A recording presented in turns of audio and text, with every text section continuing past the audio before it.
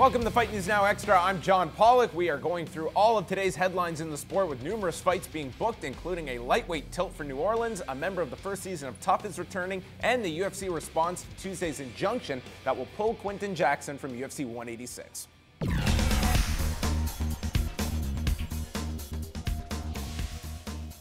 Following the news on Tuesday that Bellator was granted an injunction by a New Jersey judge to prevent Quinton Jackson from fighting for the UFC later this month, the UFC has responded, stating they are under the belief that Jackson will file for an emergency appeal, and stated that they were surprised Bellator sat so long on this issue before filing for the injunction. Jackson was scheduled to fight Fabio Maldonado on April the 25th at the Bell Center in Montreal.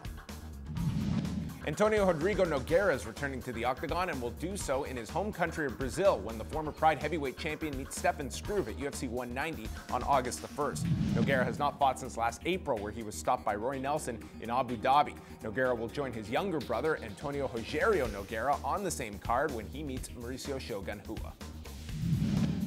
After stating he wanted to be added to the Fight Night card in his home state of Louisiana, Dustin Poirier will get that opportunity on June the 6th, as he has been added to the show and will fight Yancy Medeiros. Poirier made a return to the lightweight division this past weekend with a strong first-round stoppage victory over Carlos Diego Ferreira, while Medeiros has won his last two fights by submission. After appearing on Fight News Now last week and stating he would fight in the UFC again, it is now official that Mike Swick will be back, and it will take place at UFC 189 on July the 11th in Las Vegas, where he will be taking on Alex Garcia. Swick has not fought since December of 2012, and since that time has opened up the AKA Thailand gym. Garcia had a 6-fight winning streak come to an end in his last fight, where he dropped the decision to Neil Magny last August. This coming Saturday, we have a 1-hour preview show coming up at 2 p.m. Eastern Time with myself and Robin Black getting you set for the main card from Poland, which will be airing here on Fight Network at 3 p.m. Eastern Time, with 4 fights coming your way, all leading up to the heavyweight rematch between Gabriel Gonzaga and Mirko Cro Cop. And I'm here with John Ramdeen and Robin Black. Much to discuss. Let's start with Quinton Rampage Jackson, who's just performing a rampage on the UFC's business for the rest of this month. Bellator successfully gets their injunction.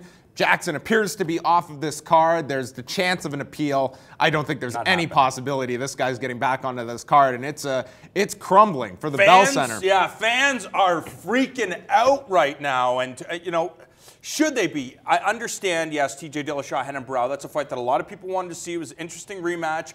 Quinton Jackson, people wanted to see him smash it with Maldonado. But you still get Michael Bisping and CB Dalloway. You have Demetrius Johnson, one of the pound-for-pound best. You have that rematch with Sarah Kaufman and Alexis Davis. The first fight was bonkers. Chris Clements and Nordine Taleb. They're going to bring it at 170 pounds. I think if you look objectively, and I know we might be a little bit biased because we've seen a lot of these fighters grow on the Canadian scene, but it is actually a pretty solid card, and I'm sure that you're going to come away from the Bell Center with some very entertaining fights. And I know Ben Henderson has said it right now. He's put it out there. If anybody wants to fight me at 170 pounds, I'll save this Montreal card. But even if he isn't on the card, I just think people are a little hard on it Shane right now. Campbell and John McDessie is a fantastic fight. If you don't know Shane Campbell, he's got a long kickboxing history. We know McDessie. This is a great fight.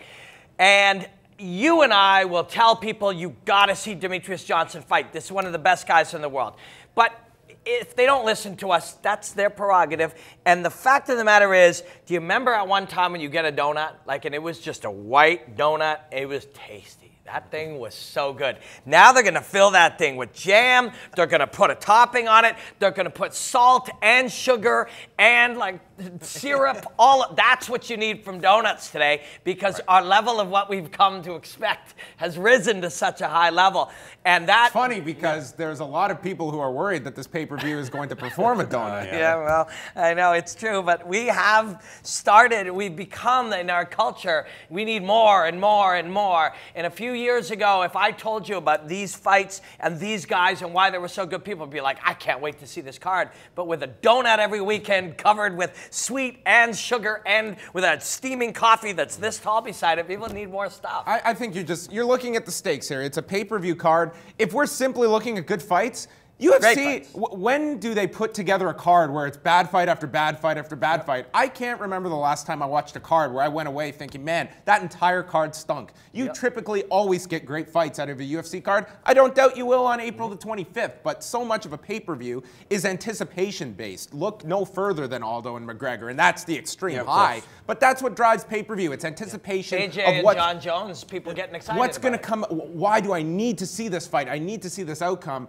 I don't see any of that at the 186 card. But for those that do tune in, listen, I love watching Demetrius Johnson fighting, and I'm sure you're going to get some great quality fights. But if you are looking at your budget, if you're in Montreal and do I want to spend tickets on this, those are the things you weigh, where I can't afford to go to watch this card when there's many other free options. There's going to be better UFC cards. It's going to be better UFC cards this month alone. Yeah, and I've heard that complained. A lot of people would say, because I think it's April 10th, the Bell Center's issuing refunds up until April 10th. So a lot of people that purchased tickets for this show said, yes, I'm going to get my refund and try to go to a different show. Yeah. But I think you also have to look at the fact that, yes, there's a title fight in the main event, and there's title implications. If Michael Bisping comes out and takes out CB Dollaway, I think you have to insert his name in this 185-pound title hunt. Same with Sarah Kaufman as well. I think if fans look objectively, they're going to get important fights, they're going to get entertaining fights,